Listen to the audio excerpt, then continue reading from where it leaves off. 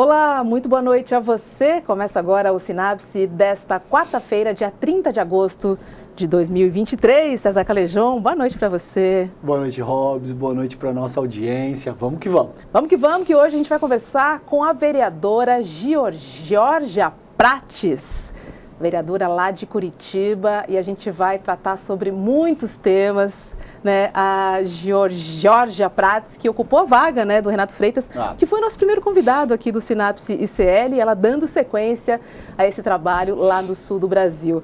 César, queria trazer dois temas, as usual. Vamos né? lá.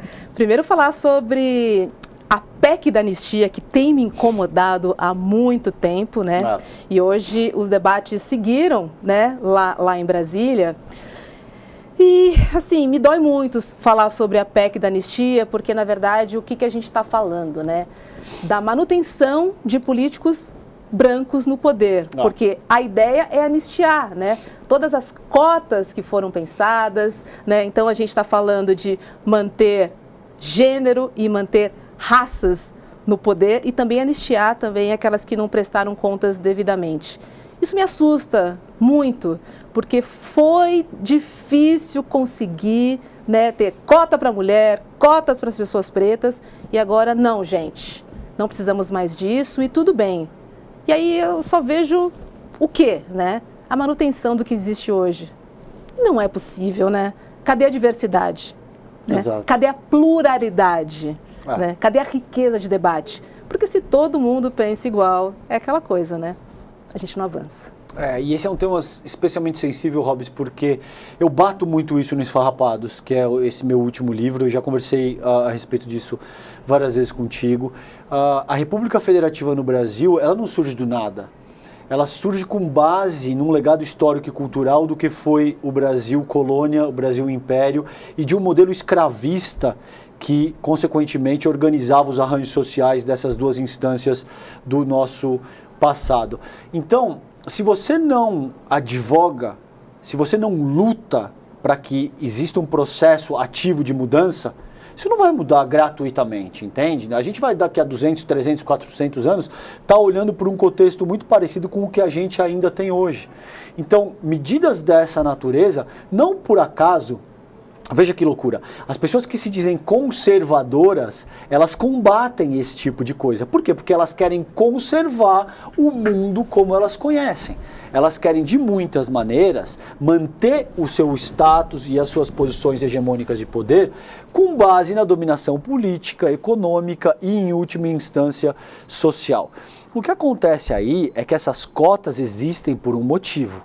Elas existem para que a gente ativamente comece a reestruturar os espaços de poder, para que a gente tenha não só mulheres, por exemplo, como uma mulher que a gente vai entrevistar hoje aqui, ocupando um cargo político, mas a gente tenha mulheres dentro das empresas, a gente tenha uma mulher na Corte Constitucional Brasileira, a gente tenha pessoas que sejam capazes de promover mudança e, como você muito bem colocou, organizar a representatividade do povo brasileiro, como ela se manifesta no dia a dia perante a população.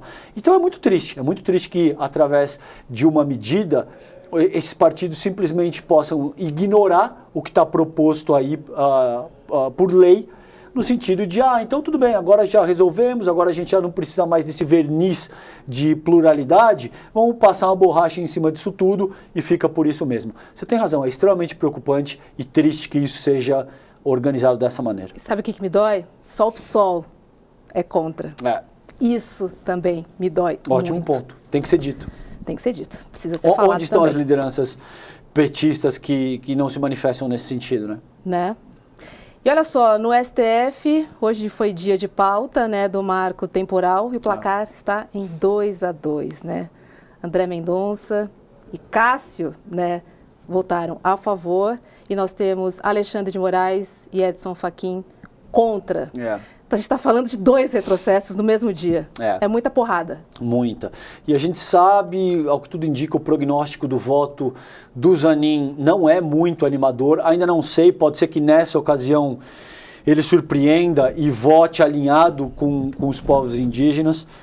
Vamos ver o que acontece aí. Eu sei que a ministra Sônia Guajajara o encontrou recentemente numa sinalização clara de que, olha, meu senhor, vamos lá, né?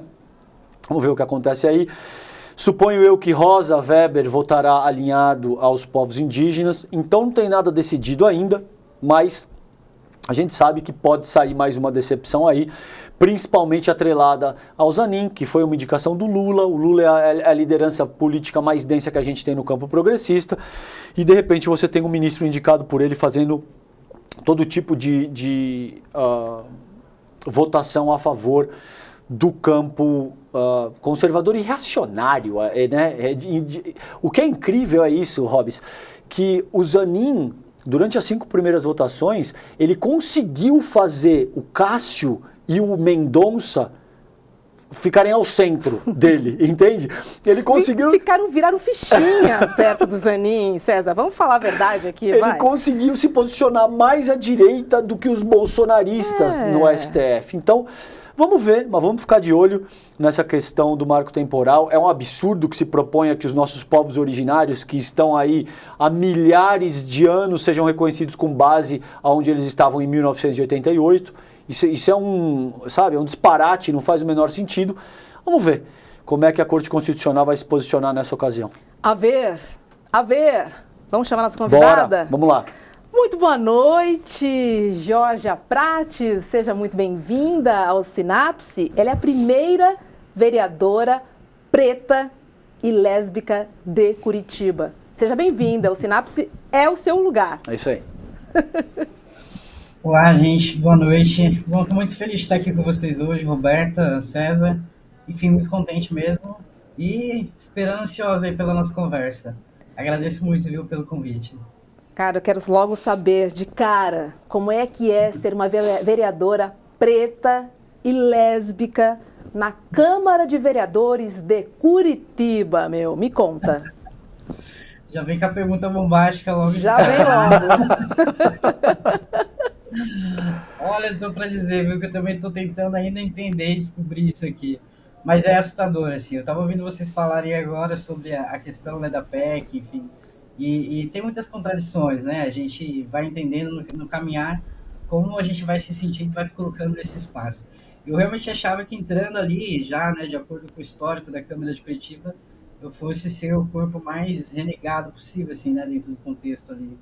E a realidade é que eu vou encontrando outros debates ali que vão trazendo, né, uma situação mais pesarosa do que aquela para a qual eu estava, né, me preparando. E que é isso, né, assim, não vem o tiro inimigo, não vem do lado oposto, né. E aí você fica num lugar bem desconfortável. Daí você entende que como ser, né, mulher negra, lésbica, é complicado para todos os lados, né. Aí tem aquela frase que eu ouvi uma vez, que entre ser, né, de direita e esquerda, entre a direita e a esquerda, eu ainda sou uma pessoa preta, né? E aí fico nesse lugar, aí sendo uma mulher negra lésbica, acaba que a gente vai encontrando muitos desafios, né?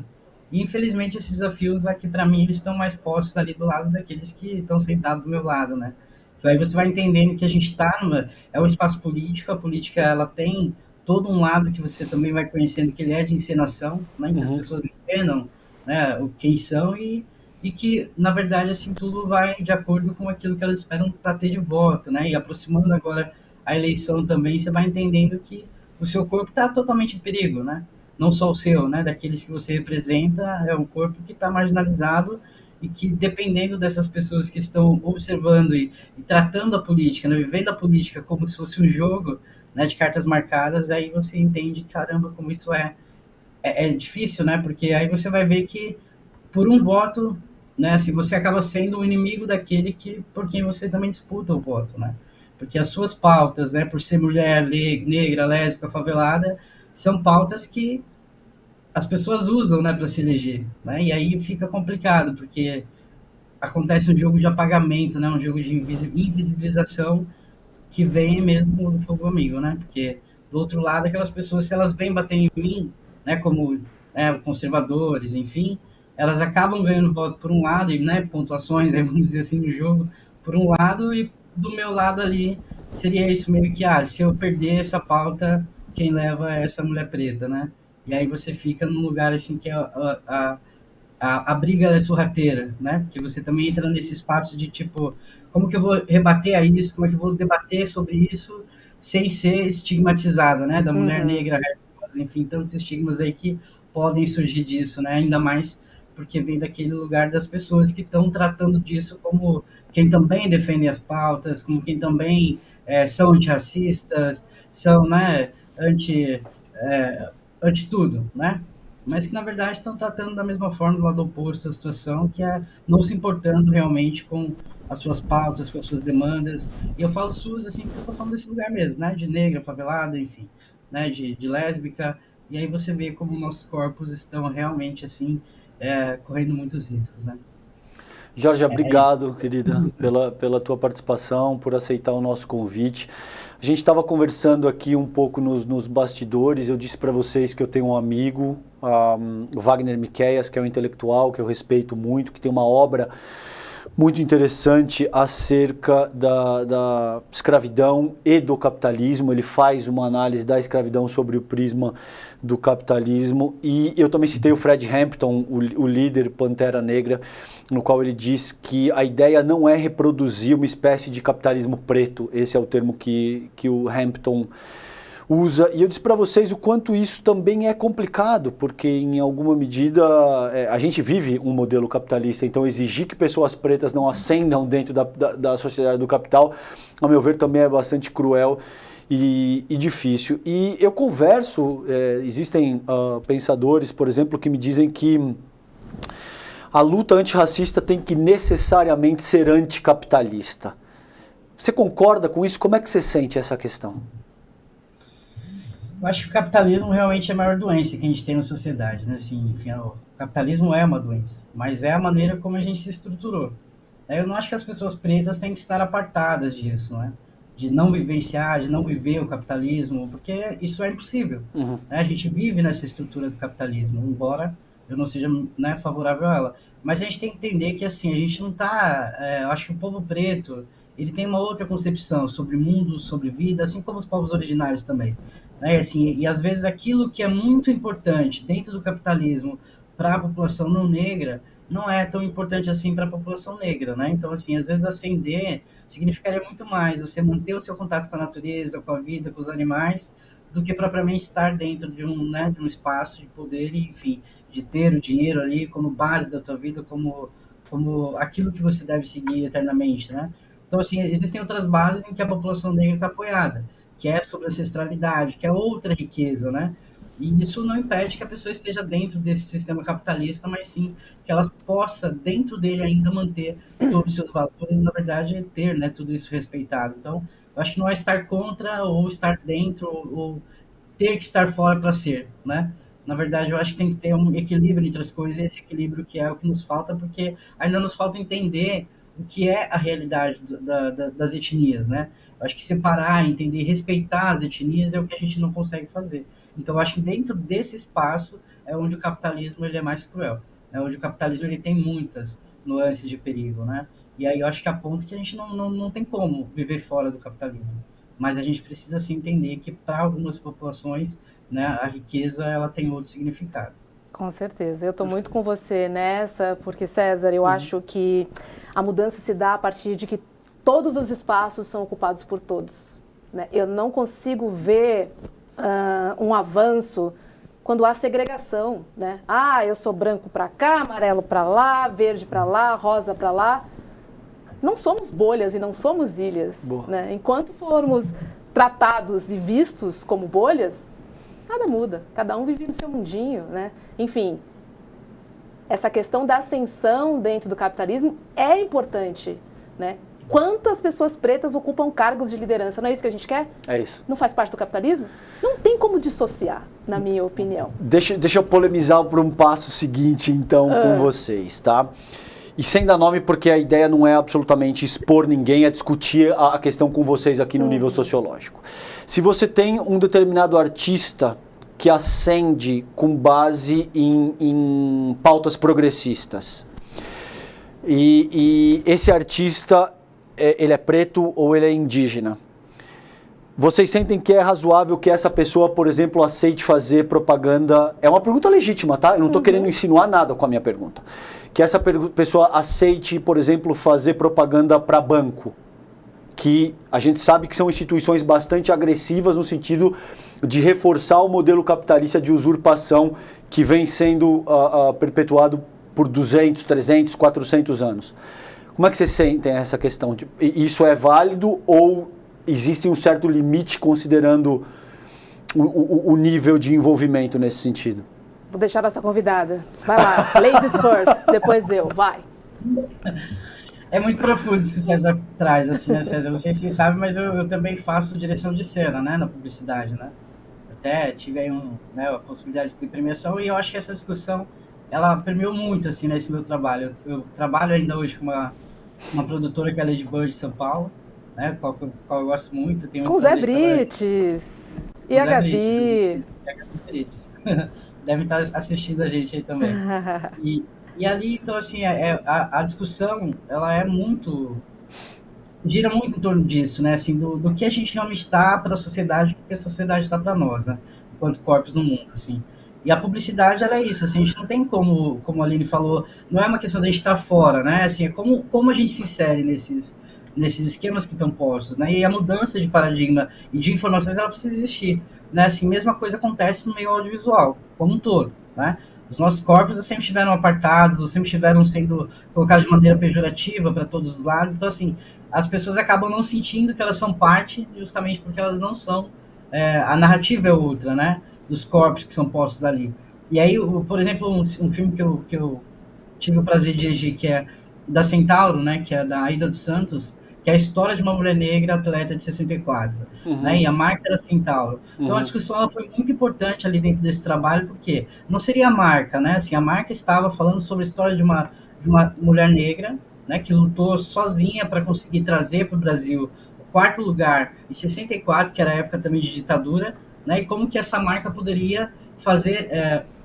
entre muitas aspas, né, usar essa imagem para falar de um uniforme que nunca existiu e que seria para a marca também. Então, assim, o debate ali girou em torno disso. Assim, é a marca que tem que se sobressair, né, ou a história dessa mulher preta? Porque a gente não pode pegar a história de uma mulher preta e colocar ali para servir a uma marca, né? E aí, ao contrário. Né? Talvez, então, todo o benefício disso tem que ser revertido, tem que ser feito para um outro espaço, para que outra mulher preta, assim como a Aida dos Santos, possa ter a oportunidade de ter o seu patrocínio, de ter, né, as suas conquistas no esporte, e foi isso que foi feito, né? Assim, tanto a Centauro né, entendendo esse lugar, que a história de Aida dos Santos era muito maior do que tudo, né? Dando um passo atrás, coloca também a possibilidade de oferecer apoio para outras atletas ali, né, dentro desse espaço de um comercial que foi feito para falar mesmo desse uniforme que não existiu e também presentear a Aida dos Santos, né, com o uniforme. Então, tem todo esse debate que tem que ser feito também no audiovisual. Eu acho que o fato é como dizer assim, como vocês estavam falando agora sobre essa questão da PEC, né, esse valor que vai para a campanha de negros e negras e tal. A gente, quando eu fiz campanha lá em 2020, não tinha essa possibilidade de verba, porque ela nunca chegava, né, ela nunca vinha. E quando chegou essa verba para nós ali fazer campanha, a primeira discussão foi, nossa, mas alguns negros vão receber, outros não. Aí a gente começou a discutir, tá, como é que vamos fazer? Vamos dividir essa verba? Vamos, então, tentar apoiar outras campanhas? Como que nós vamos fazer? E a discussão, ela foi para outro lugar, tipo, né, assim, é disso que a gente está falando? A gente tem que ficar brigando pelos 15%, ali, pelos 15 mil, enquanto eles estão com, sei lá, 100 mil para fazer campanha. A gente está discutindo os 15 mil, né? Então, talvez o viés da discussão nem seja tanto esse, assim, de nós estarmos inseridos, nós temos que estar. É assim que o mundo gira, né? Só que nós temos que ter pertencimento, nós não temos que ficar nesse lugar da imagem pejorativa, não temos que ficar no lugar do menos, nós temos que estar por igual, né? Por igual. E essa é a questão. E não é só na frente das câmeras, né? É atrás delas também. Né, trabalhando ali como filmmaker, como o diretor de fotografia, o diretor de cena, enfim, nós temos também que estar no set, na gravação, na direção, e esses espaços também devem nos pertencer, porque aí a narrativa também muda, a narrativa é construída de uma maneira mais honesta, mais segura também para a população. Então, é disso que se trata. Talvez não seja essa a discussão que a gente tem que fazer, mas é por que não estamos, né? E de que maneira estamos sendo representados, né? E por que essas pessoas ainda nos representam quando a gente pode muito bem fazer esse papel por nós mesmos, né? Eu acho que é meio que isso, assim, senão a gente vai sempre ficar discutindo o porquê que a gente, né, pode ou não pode, a gente deve, a gente não deve, nós devemos, nós podemos. né? Devemos. Exatamente. Eu estou muito contigo. Quase não vou precisar falar nada. Eu só vou completar o seguinte: devemos, e como essa oportunidade aparece, eu preciso ser estratégica também de aproveitar esse espaço que foi aberto para propor a mudança. Exatamente. Aproveita a porta que abre e haja sobre ela. Não dá para fechar a porta. Eu acho isso. Eu concordo. Concorda? Pronto. Talvez até, só se vocês me permitem acrescentar, talvez o simples fato também de aceitar já significa contribuir para uma mudança, porque até esse ponto, essa quadra histórica na qual estamos, você não tem pretos e pretas fazendo propaganda de banco, por exemplo, ou de coisa que o valha, entende? Então é óbvio que você não vai se envolver em qualquer projeto, depende de como isso vai ser estruturado, mas muitas vezes o simples fato de aceitar participar e de se envolver com algo dessa natureza também já contribui para essa luta que a gente quer catalisar. Com certeza. A presença de um corpo preto fala muito, César. A simples presença de um corpo preto tem um impacto muito grande dentro da nossa comunidade. Às vezes você não precisa falar nada. Perfeito. Basta estar, sabe? Sim. Exatamente. E me conta uma coisa, queria falar sobre o assassinato de Marielle. Eu queria entender com você qual foi o impacto na sua luta pelos direitos e se você também teme pela sua vida aí no Sul, já que também você luta, né, pelos direitos, né, dos grupos subrepresentados. Essa é mais uma pergunta, vai, que é bem... Ela acho que é mais significativa para mim aqui. Eu tenho... Enfim, antes de me tornar vereadora, né, eu trabalhava como fotojornalista na cidade de Curitiba. Então, meu trabalho era sempre estar atrás ali de mostrar mesmo, né, as questões de direitos humanos, enfim, onde eles estavam sendo violados, isso tanto na periferia, ali nas ocupações, como também, sei lá, dentro de um teatro, no cinema, enfim, que aqui é uma coisa muito segregada, né, o lugar que as pessoas ocupam. Então, esse sempre foi o meu trabalho ali como fotojornalista, mostrar, né, os movimentos também, as lutas, as pautas todas, enfim. E quando acontece esse fato com Marielle, a gente começa a perceber, assim, tipo, como é muito mais do que só um debate, né? A gente está falando de uma estrutura muito insólida mesmo pra gente. E quando ocupa esse lugar da vereança, de primeiro momento, assim, foi isso mesmo, né? Entramos ali, bancada Marielle Franco, também assumi como, né, parte desse legado de Marielle Franco, estou lá firme até hoje. E aí, você pergunta se eu temo bastante, ultimamente muito mais. Acho que tenho feito esse recorte mesmo, assim, né, que eu falei logo de início aqui, de entender que vou falar até adoecimento, né, esse adoecimento que eu tenho sentido, ele é da parte da esquerda mesmo, assim, daqueles que estão do lado, né, e aí você fica um pouco temeroso, assim, porque é onde você deveria ter o apoio, o acolhimento, e na verdade não é isso, você está tendo completamente o oposto, né, o apagamento, a invisibilização, é a tentativa de desconstrução de todo o seu papel ali, então você fica um pouco mais, né, nesse lugar de recolhimento mesmo, que você começa a enxergar que talvez o fato da sua vida estar enfrentando outras pessoas que estavam fazendo esse debate com você ou por você, né, que é isso que a gente estava falando aqui agora também, a gente acaba ficando com medo. Eu tive alguns episódios aqui que são muito concretos, né, que foi de ter carro me seguindo, enfim, chegar na porta de casa, um carro estacionar para entrar na garagem, ele parar atrás e ficar ali, enfim, eu pensando, eu abro o portão, porque para réu não vou dar mais, enfim. E você começa a entender que são ameaças, assim, né? São coisas que estão acontecendo que elas são reais, né? Elas são físicas, né? E você está recebendo alguns recados de ameaça. E aí, é isso, eu sempre temia, assim, porque quando você está trabalhando, está fazendo, você está produzindo, né? E aí, às vezes, assim, o silêncio das pessoas, eles deixam a gente muito assustados. Então, eu sempre falo, né, no gabinete das meninas também, que o nosso gabinete só tem mulheres, e ali a gente está percebendo, assim, né, o quanto para nós tem sido um pouco estarrecedor, assim, né? O medo que está gerando mesmo de ser uma próxima Marielle, por ser, né, um corpo negro, lésbico, né, que está fazendo a narrativa a partir, né, da sua vivência, da sua experiência. Então, tenho sentido, assim, esse receio de, infelizmente, entrar para estatísticas e ter aí, né, esses grupos falando sobre a morte de mulheres negras e o número, né, infinito de como nós estamos sempre, né, no topo das piores violências, né? E aí ser mais uma estatística, eu tenho sentido esse receio, sim, infelizmente. Jorge, nessa tua fala, você disse que você sente uma espécie de apagamento, né, da própria esquerda. Me fala um pouco mais a respeito disso. Você sente que existe uma resistência dentro do próprio campo progressista, dentro do próprio partido? Como é que isso se manifesta e se dá na prática? Veja, assim, ó, enquanto eu trabalhava como fotojornalista, eu ficava sempre percebendo, assim, né, assim, a gente quando vai para campanhas, né, e o discurso é sempre esse, assim, né, dos políticos. A gente tem a questão da negritude, tem a questão da periferia, né, a maioria de nós, nossos corpos, né, vamos colocar dessa maneira certa, nossos corpos ocupam esses espaços, né, que é o espaço da ocupação, que é o espaço da necessidade, da ausência de políticas públicas, e aí também tem esse lugar que nós somos a maioria, né, da população. E aí quando você vai fazer uma campanha política, a sua campanha política é pautada exatamente nas demandas desse corpo, né, que é sobre questões, né, contra a LGBTfobia, contra o racismo, contra a pobreza, né, com a questão da escola, educação, saúde, enfim, tudo aquilo que a gente não acessa, né, e essas são as pautas que um político tem para poder se eleger, né. E aí quando você entra num lugar que ele é um lugar de representatividade, que é um lugar que realmente, assim, esse corpo que você diz que você representa, ele se materializa naquele espaço, né, e ele está defendendo exatamente aquelas pautas com essa legitimidade, que é esse lugar de fala, né? O lugar de fala não impede ninguém de falar, ou de fazer, ou de agir, né? Muito pelo contrário. Mas ele te traz essa legitimidade pela experiência mesmo, né?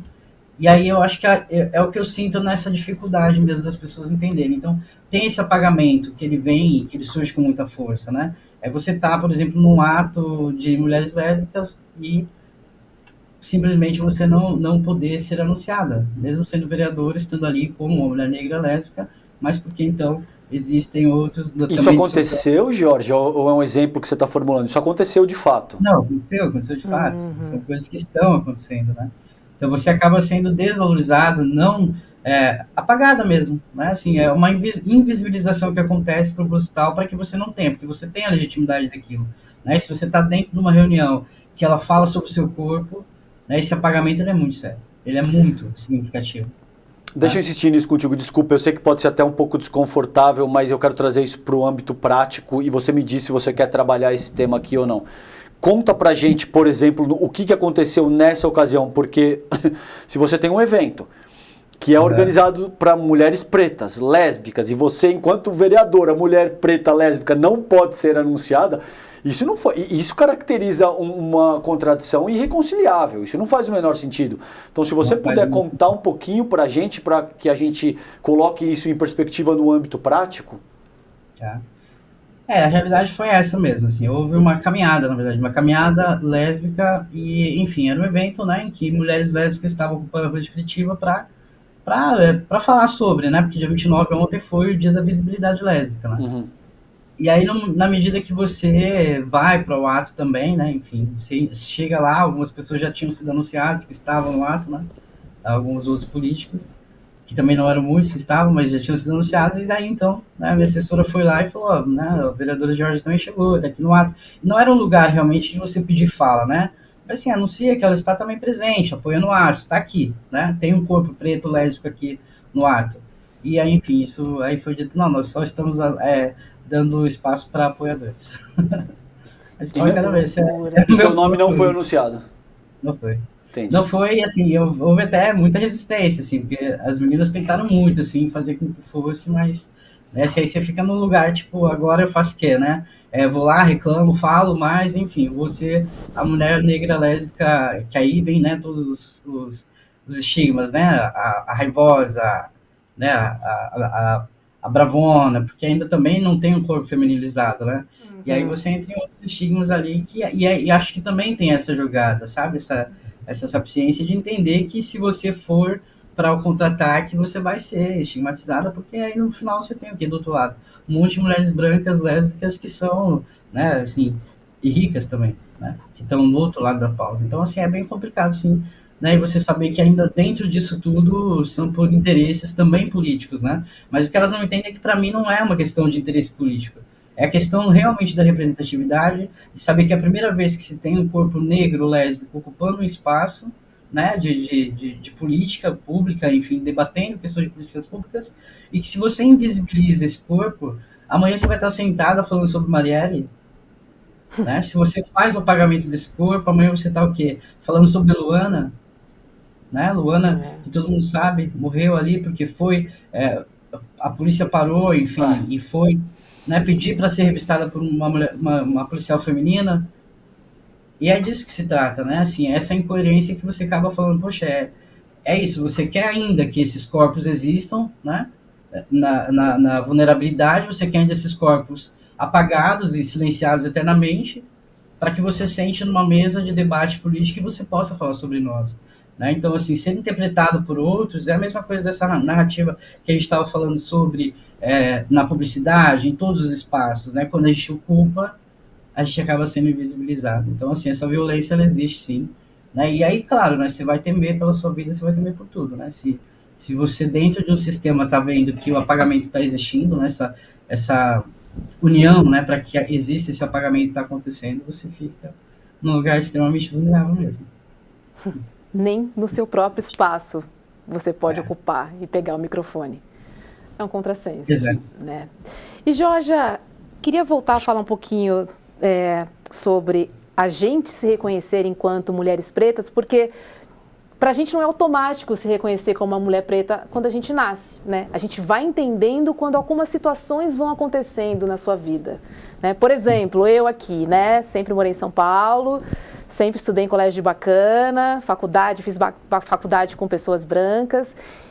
E eu me lembro muito, assim, uma coisa que ficou muito marcada para mim, é porque na época dos bailinhos, que os meninos tiravam as meninas para dançar, né, na escola, eu sempre ficava.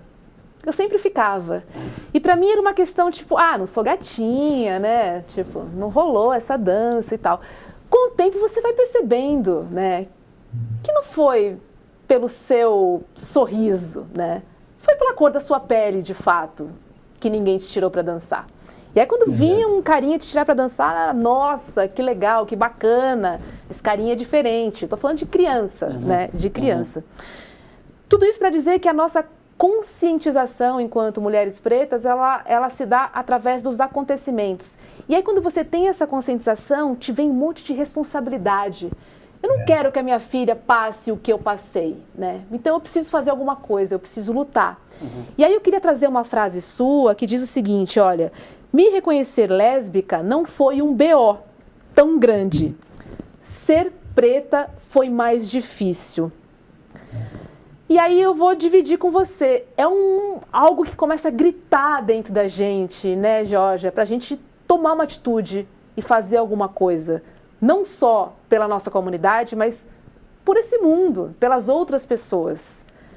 É mais ou menos por aí, né? Exatamente. Até um salvar-se também, né? Assim, a gente quando vai entendendo esse lugar mesmo, né? Pra mim não foi muito difícil, porque assim, eu acho que quando sei lá, me desculpe por gente, eu já sabia que eu era lésbica, né? E aí minha mãe tendo essa conversa comigo e aceitando o fato de eu ser, para mim o mundo nesse lugar não me fez mais diferença, assim. Era o que eu era, é o que eu seria a vida inteira, né? A pessoa mais importante da minha vida estava ciente e estava do meu lado, não me abandonou, não me deixou, não...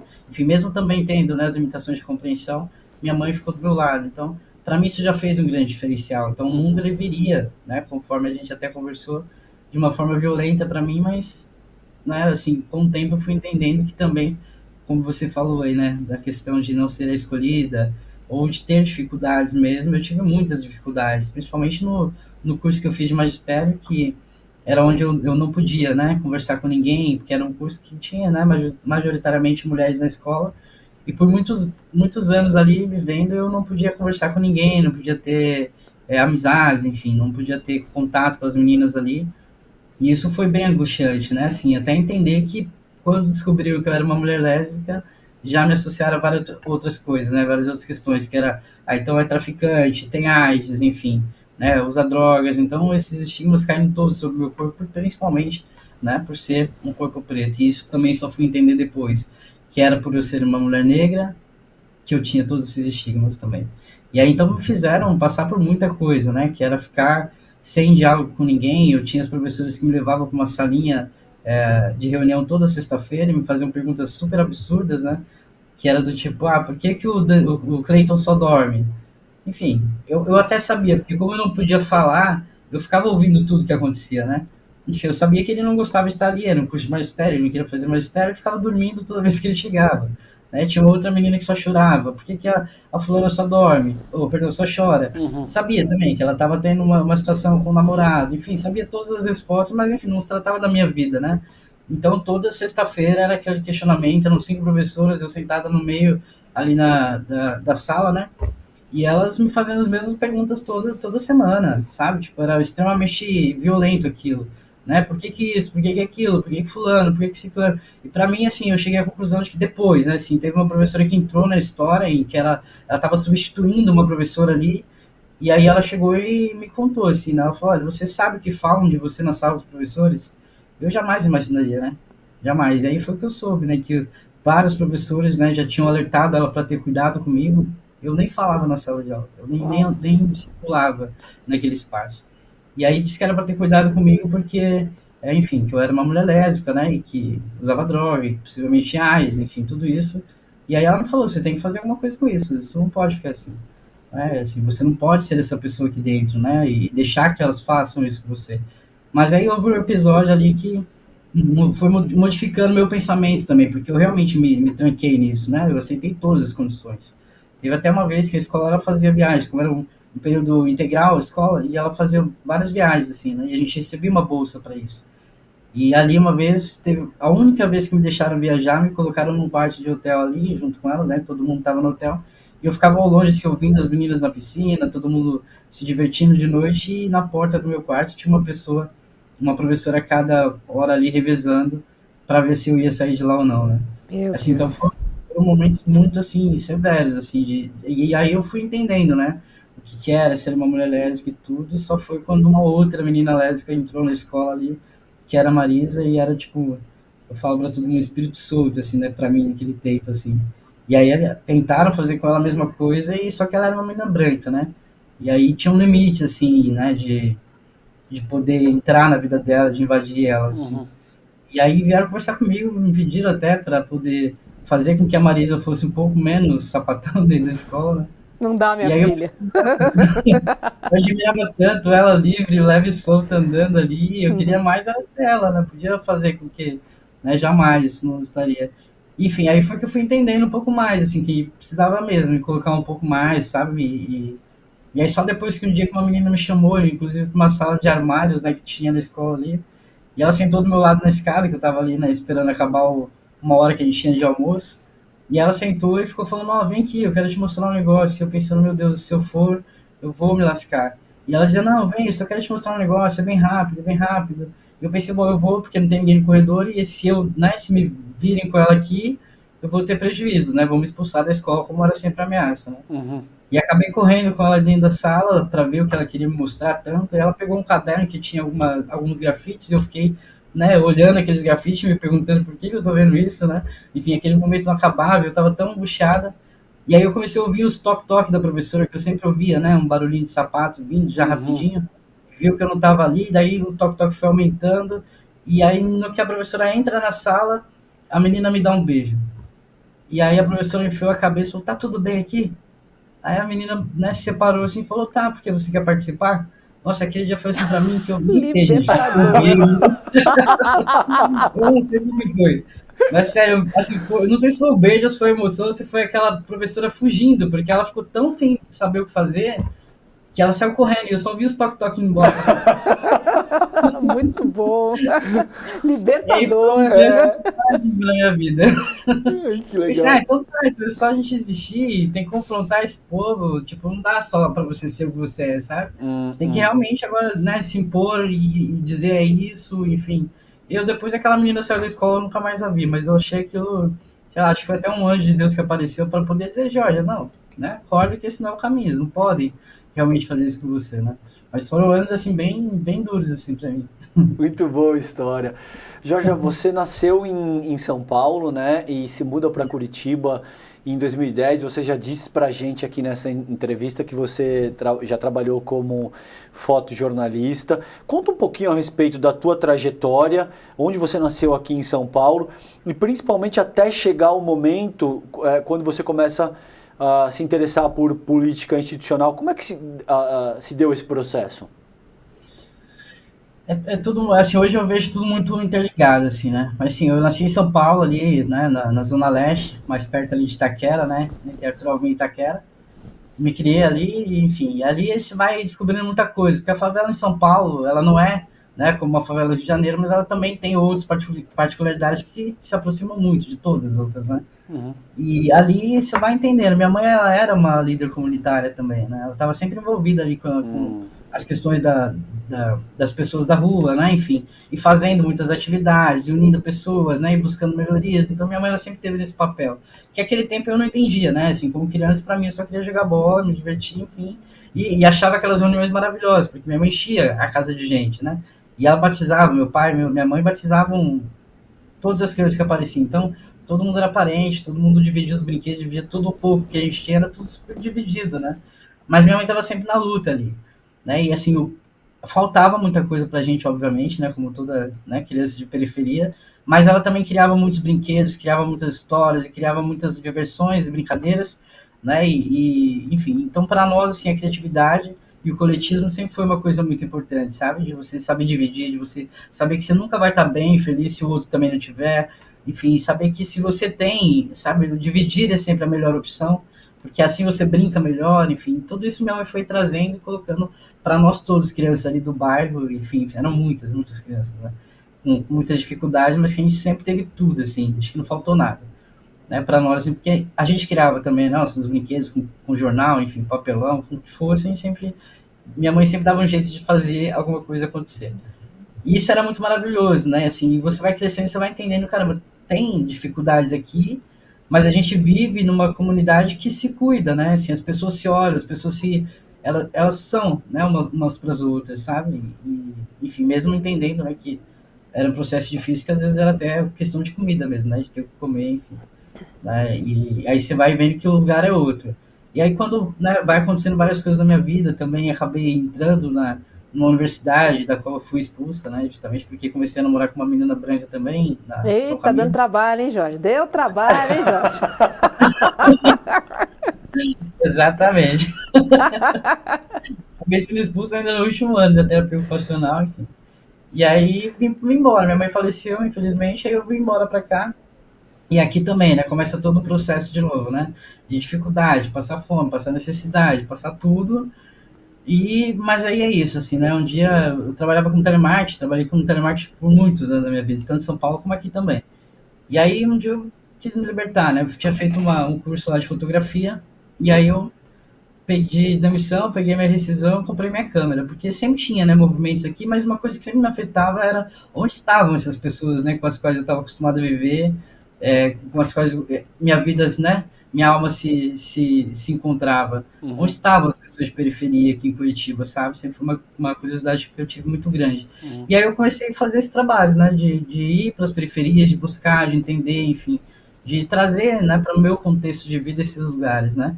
E aí entendendo que todas as cidades têm as suas dificuldades, têm seus apagamentos, obviamente, mas aqui em Curitiba tem um processo outro, né? Que é justamente de colocar não só, né, a periferia aqui, ela realmente fica, né, na borda da cidade, fica para fora. E tudo que você toca, tudo que você acessa é outro lugar. As pessoas, né, de periferia, elas não chegam mesmo nesse lugar, né, do centro, da cidade, da cultura, enfim. Hoje um pouco mais porque as lutas estão acontecendo, né? Uhum. Mas quando eu chego aqui, esse era o contexto, assim, aí você começa a perceber que existe uma necessidade muito grande de a gente lutar e entender onde estão esses espaços.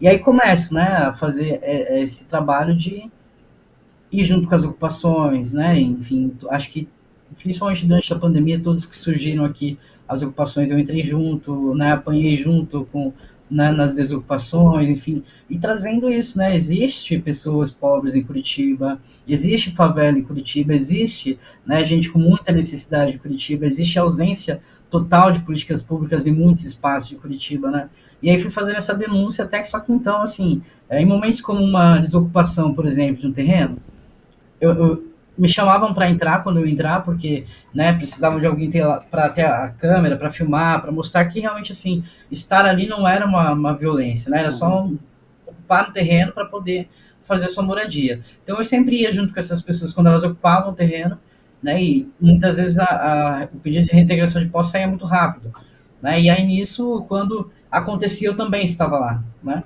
e as violências eram muitas, então às vezes as pessoas já iam me ligando, ó, a polícia cercou aqui, e aí eu tô indo pro caminho, e eu sempre ia, né, acionando todos os políticos, né, que pude, assim, dentro do trabalho como fotojornalista, com jornalismo também, acabar acessando. Então eu sempre ia acessando muitos vereadores, muitos deputados, né, e pedindo, olha, vai acontecer, será que vocês podem aparecer para não permitir que seja tão violento, ou não sei, qualquer ação, né, porque na cabeça da gente, né, quando a gente tá do lado de fora, é isso, né, as pessoas importarem, porque defendem a pauta, vão se colocar, vão fazer alguma coisa para que aquilo pelo menos seja menos violento, né? Não era nem impeça a reintegração de posse, né? Mas impeça que exista tanta violência, porque às vezes até rolou numa ocupação em Kaiowá que não era nem tiro de borracha, sabe? Foi tiro de arma letal mesmo que aconteceu ali. Então a violência é extremamente brutal quando tem essas reintegração de posse. E aí eu ia sempre acessando. E aí quando começa a perceber que assim não tem mais, enfim, ninguém aparecia, né? Era sempre a população, eu ali como jornalista apanhando, levando tiro de borracha, as pessoas perdendo todas as suas coisas e tudo mais. E aí no dia seguinte ou no momento seguinte quando aquilo acabava, tinha políticos, né?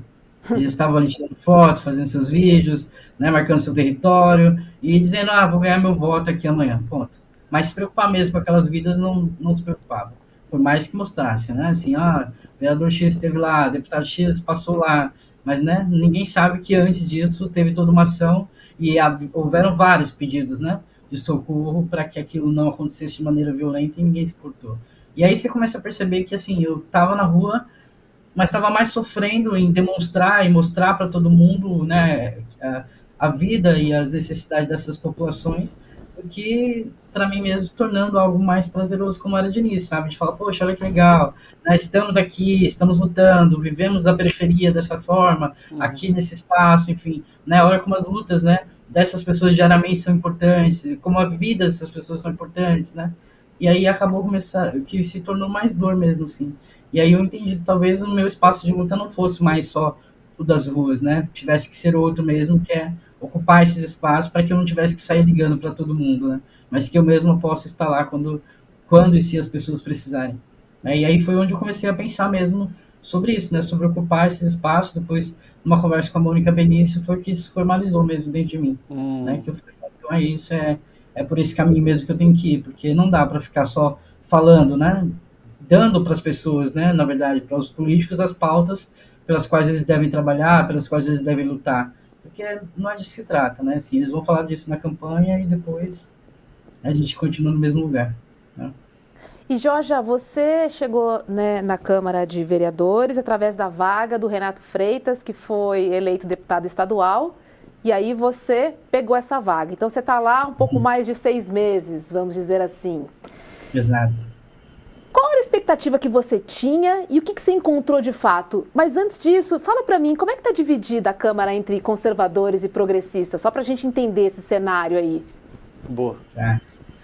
Nós somos da federação, então nós temos a Maria Letícia, Josete, Vanhone e eu. Somos 4, né? Da federação.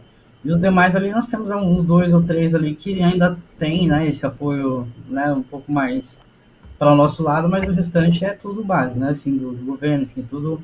Mas a gente, assim, eu esperava realmente, né, chegar lá e fosse encontrar, sei lá, o caos, né, de pessoas sem diálogos, enfim, sem a gente poder fazer qualquer tipo até ter, não, uma política com diplomacia, né, que precisa do debate, do diálogo para existir.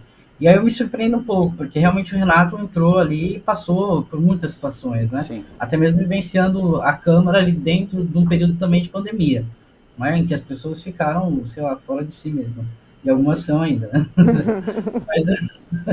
mas a gente teve, assim, eu tive um outro lugar, né? Eu sempre costumo dizer, é sempre importante mesmo a gente olhar para trás, né? Nesse movimento Sankofa, que é olhar para trás para entender também o presente e ver para onde a gente está indo, né? E também para honrar, né, os que vieram antes de nós. E ali a gente tem a Dartora e o Renato que estavam, né, como as duas figuras pretas. A Dartora, inclusive, foi a primeira mulher preta a entrar na Câmara de Vereadores em, né, mais de 300 anos de Câmara aqui em Curitiba, e também agora é deputada federal. E o Renato Freitas, que também outra figura negra, que agora é deputado estadual, né? E aí eu acho que houve um movimento muito louco ali na Câmara, naquele período dos dois, que até fizeram com que o Renato fosse eleito antes, né, da campanha eleitoral. Então eu acho que isso para eles foi um tiro no pé assim, muito grande, né? Então eu entro nesse movimento em que eu sinto que eles estão sendo um pouco mais, vamos pegar mais leve, sabe? E aí eu encontro até uma abertura para um diálogo. Né? Óbvio que a gente sabe que existem as ideologias e que elas vão, né, cada um pro seu canto. A hora que eu for levantar uma pauta LGBT, por mais que eles não vão berrar comigo, alguns até fazem isso, né? Falar um monte de asneiras e muitas coisas, né, preconceituosas e racistas também, mas assim a maioria vai por um caminho mais tranquilo, né? Que às vezes até te permite um certo debate, te permite um certo diálogo, até de mostrar algumas coisas que são na incoerência e que para eles assim não atrapalharia em nada a vida, né, do mundinho deles lá, se a gente não permitir, na verdade, né, que aconteça, que passe um PL ou que seja, né, projetado alguma coisa em relação a um determinado tema que eles não defendem, sabe? Mas também me surpreendi, vou dizer para vocês, com algumas posturas ali de pessoas que são extremamente conservadoras e que acabaram cedendo mesmo, sabe? Depois de alguns diálogos, algumas situações, assim. Aí eu me lembro muito que a Aniele, ela falou, e isso também levei para dentro da Câmara comigo, que é que a gente tinha que aprender a conversar com eles, né? Que a gente precisava ter esse debate, que a gente precisava ter esse diálogo. E para mim houve essa possibilidade de dialogar com muitos ali, né, muitos conservadores mesmo, assim, que você fala, nossa, eu nem entendo como a gente está tendo essa conversa, sabe? Mas a gente está tendo, né? Assim, então para mim foi muito importante. A exemplo, por exemplo, sentar com o prefeito Greca aqui da cidade, sabe? E falar com ele sobre racismo, né? E falar, olha, a gente precisa defender a população negra que foi apagada, que foi invisibilizada e que vocês tiraram no contexto até da construção da história de Curitiba, né? E isso faz com que o racismo exista, isso faz com que o racismo seja uma violência crescente na cidade. Então, a gente precisa olhar para isso, precisa assim, colocar o povo preto de volta onde sempre esteve, né? Que é na história de Curitiba, na construção de Curitiba, na participação de todo o processo, porque aqui a gente tem o Parque Polonês, tem o Bosque do Alemão, tem de todo lado, mas a gente não tem nada que se refira à população negra, né? E, obviamente, isso é um dos maiores fatores do racismo. E aí você sentar com o prefeito e dialogar com ele, com a esposa dele, que é a Margarita, e eles entenderem esse processo e que existe essa necessidade, que não é nenhuma reparação histórica, né? É você fazer a história da maneira certa, né? Não é você reparar nada, é você contar a história como ela aconteceu. E o povo preto sempre esteve aqui, né? E aí o entendimento de que também, além disso agora, né, mediante o fato, né, de como tudo andou, a gente também precisa cuidar da saúde mental da população negra. A gente precisa cuidar da saúde da população negra, que adoeceu também dentro desse processo todo de apagamento, e a gente precisa também que essas pessoas tenham um espaço seguro para denunciar o racismo, né, ou a injúria racial, que é crime. Então, através disso, a gente conseguiu, né, nesse diálogo todo, essa abertura para conversa, para o entendimento principalmente, né, e aí aqui eu penso assim muito, assim, né, que a gente não tem a possibilidade de fazer as coisas para o povo preto que não demande verba. Precisa de verba. Então, como vereadores, a gente não pode propor nada que vá, né, trazer um gasto para o município. Por outro lado, tudo o que a população negra precisa de verba, porque tudo foi negado, né? Então, obviamente que de baixo para cima não vai. Então, tem que ser de cima para baixo. Então, eles precisam ter esse entendimento, precisam ter esse escurecimento. E aí eu consegui, sim, essa abertura de conversa, de diálogo, né? A gente vai ter o Centro de Referência Enedina Marques Alves, que é um centro que vai ter todo esse atendimento para a população preta de Curitiba. Enedina, né, a primeira engenheira preta do Brasil, certo? Para quem não Exatamente. sabe, que bacana esse nome. E que se formou aqui também na Universidade de Paraná, a primeira mulher negra a se formar, né, como engenheira civil na universidade. E é isso, assim, é reconhecendo, né, esses lugares, esses espaços. Vai ter também agora uma estátua da Enedina Alves aqui também, já dando spoiler gigante. Oba! A gente gosta. Tudo, né? Mas enfim, vai ter, porque é isso, a gente está se colocando de volta na história, né? Então, e não haveria outra possibilidade que não fosse por meio do diálogo, porque, né, as pessoas estão ali, elas ocupam, esses espaços são elas que têm, né, o poder ali da caneta maior, né, que é assinar e, enfim, direcionar verbas para políticas públicas efetivas. Então, lembrando aí que a Aniele falou, a gente precisa aprender a conversar com eles sem... E até esse entendimento, para mim, também foi muito positivo, sabe? Que a gente vai, né? Com tudo isso que eu estou narrando para vocês aqui, né, da vivência pessoal, do quanto a gente quer que as coisas melhorem, e só vai mesmo através disso, né? A gente se colocar, às vezes até ouvir coisas que você vai engolir, mas se você pensar qual que é o meu propósito aqui, né? Se eu sei que isso ofende o meu ego, né? Mas não é o meu ego que tem que estar aqui agora, é o que eu preciso fazer pela população enquanto vereadora, né? Ocupando esse espaço aqui. Eu acho que você insiste muito nisso também, né, Robes? Nas nossas conversas você ressalta a importância de fazer um diálogo. Vocês duas são duas lideranças políticas, Jorge está na política institucional, você está na política social. Vocês falam para milhares de pessoas todos os dias. Uhum. Você hoje, no caso, todas as noites, você fala para milhares de pessoas.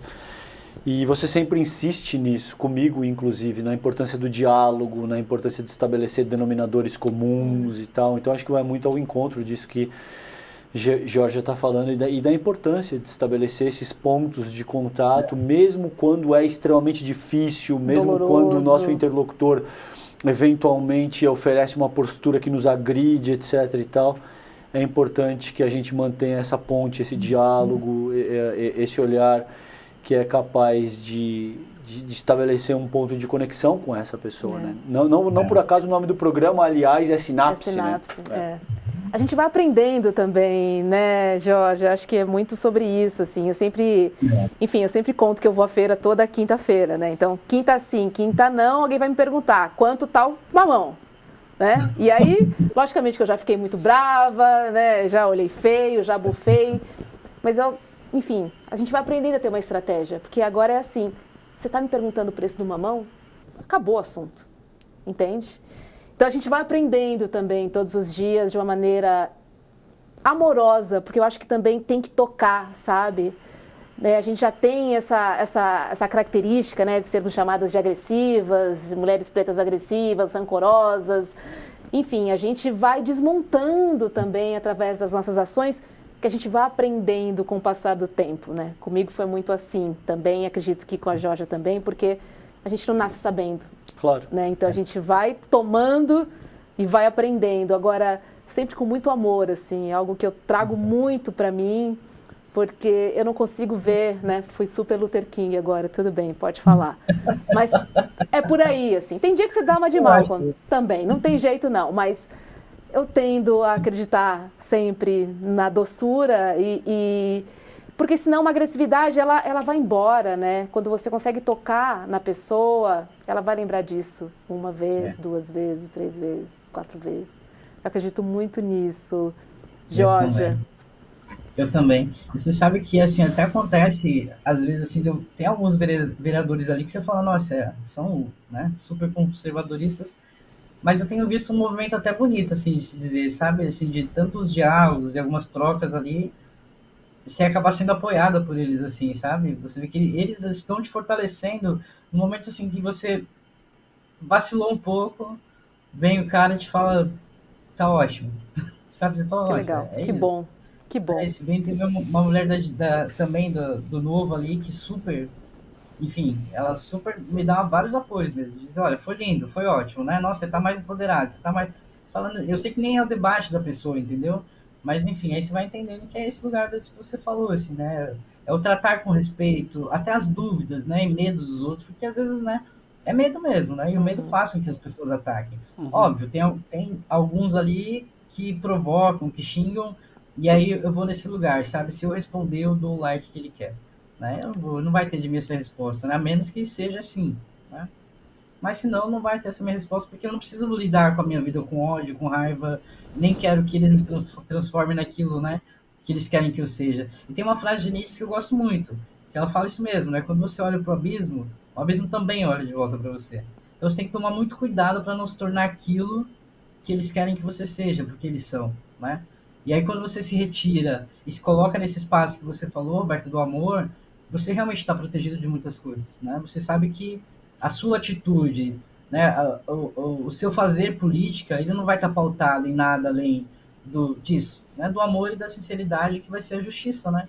Aquilo que você queria para você, ou para seu irmão, para sua mãe, né? Você vai estar fazendo aquilo para as pessoas também. Então, às vezes é isso, né? Você ouvir, você saber responder e até às vezes entender que alguns sentimentos não tem que estar postos ali na mesa porque eles não vão ajudar. Né? E isso também é trabalhar com amor. É verdade. Muito bom. E o mundo só é bom quando é bom para todo mundo, né? Acho que tem que ficar muito claro. A gente sempre tem que lembrar disso. Boa. Lembrar e relembrar. É importante. Ai, que delícia de papo. Ficaria aqui, ó. Foi sim, passou tão rápido. Passou rapidinho, já pitaram aqui no nosso ouvido.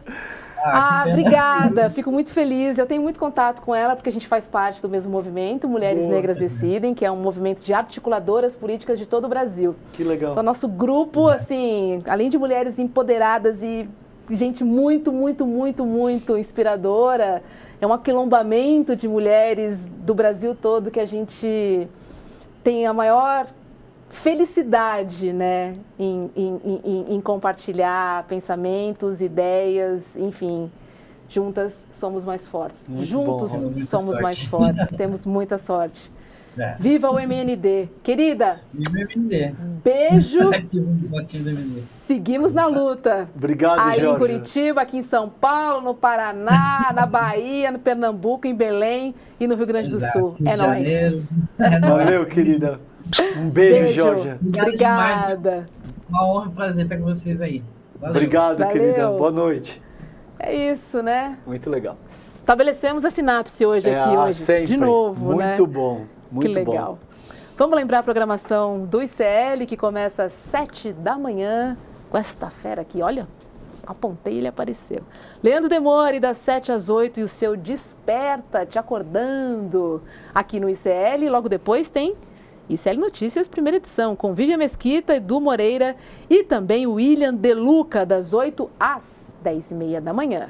Quero lembrar que falta só um dia para a aula com a filósofa Marilena Chauí, tá? Vai acontecer na quinta-feira, ou seja, amanhã, às 8 horas da noite. Acesse na faixa icl.com.br/sinapse. Vamos dar um spoiler do convidado de amanhã? Opa, vamos. Quer falar ou falo eu? Não, pode falar.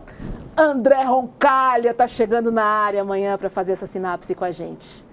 Conecte-se com a gente a partir das 7h30 da noite, que a gente vai ter o Roncalha aqui, ó, dando um show, né, dividindo, compartilhando. Ele é sempre tão generoso, né, em todas as conversas que a gente tem com ele. Vai ser aprendo muito demais legal. com o Roncalha. Cada novo enlace econômico, eu falo, André, me explica isso aqui, a didática dele, a inteligência, a eloquência com a qual ele se articula. Ele é um craque absoluto, está imperdível amanhã o nosso papo aqui no Sinapse com o André Roncalha. Vem com a gente. Vem com a gente. Valeu, beijo. Até amanhã, beijo. Boa noite. Hasta la vista. Confira a programação desta quinta-feira do Instituto Conhecimento Liberta. 7 da manhã, Desperta ICL. 8 horas, ICL Notícias, primeira edição. Às 10h30 da manhã, Em Detalhes. 11 horas, ICL Mercado e Investimentos. 1 da tarde, Como montar bancos comunitários com o professor Hamilton Rocha. E adolescentes e crianças online. Como formá-los para o amanhã, com Nara Helena. Às 3 da tarde, Megacidades e Espaço no Mundo Contemporâneo, com Jorge Mário Jauregui. Às 5 da tarde, Espanhol Módulo 5, com Pilar Monteiro. 6 da tarde, ICL Notícias, segunda edição. E aula interativa de inglês B1, com Andréia Cipoli. E às 7h30 da noite, Sinapse ICL. Para saber mais, acesse icl.com.br. É amanhã, turma, nossa aula com a professora Marilena Chauí, aula com o título Para que Filosofia? Um dos temas de maior interesse das pessoas, parece que desde sempre, né?